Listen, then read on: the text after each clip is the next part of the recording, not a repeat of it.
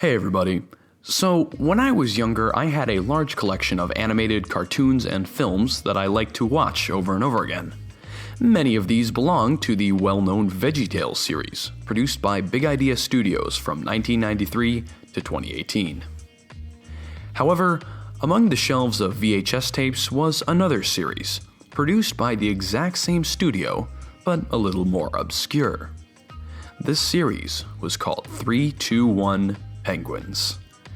And I'm here to tell you why 3-2-1 Penguins was a good show.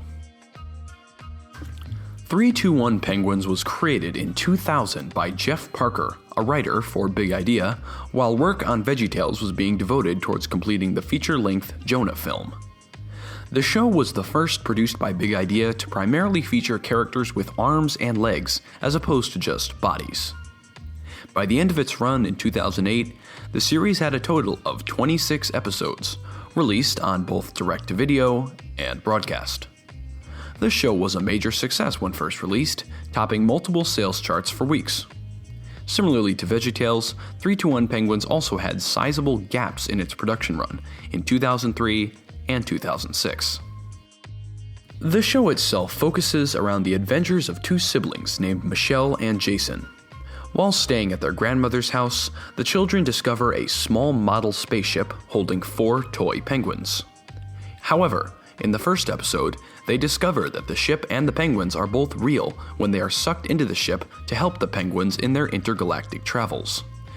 The penguins themselves are comprised of Midgel, the ship's engineer and pilot, Fidgel, the scientist/doctor, Zigel, who's basically Captain Kirk, and Kevin. I don't know what Kevin does, and neither does anyone else on the show. The show is relatively formulaic, with each episode comprised of Michelle and/or Jason going on an adventure with the penguins in space, usually fighting a villain or some sort of natural disaster in order to save the day, and learn a lesson in the process. The lesson learned usually has something to do with an issue that the twins were dealing with earlier. The 2 episodes I would always watch as a kid, Runaway Pride at Light Station Kilowatt and The Cheating Scales of Bulamenka, had messages about overcoming pride and cheating, respectively. So, what exactly is it that makes this show good? Well, for starters, the theme song is pretty catchy.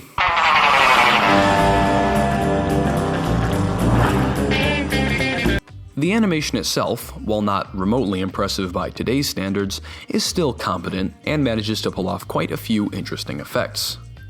The designs of characters and objects are cartoony and simplistic enough that the early 2000s CGI comes off as endearing. The storylines, while straightforward enough to fit inside a 20-minute runtime, are actually very original and unpredictable. In fact, the entire show itself is novel and exciting, with an original central plot surrounded by episodic frame stories, each with its own unique storyline. And, like VeggieTales, the show has a distinctly absurdist style of humor, and the comedic timing is impeccable.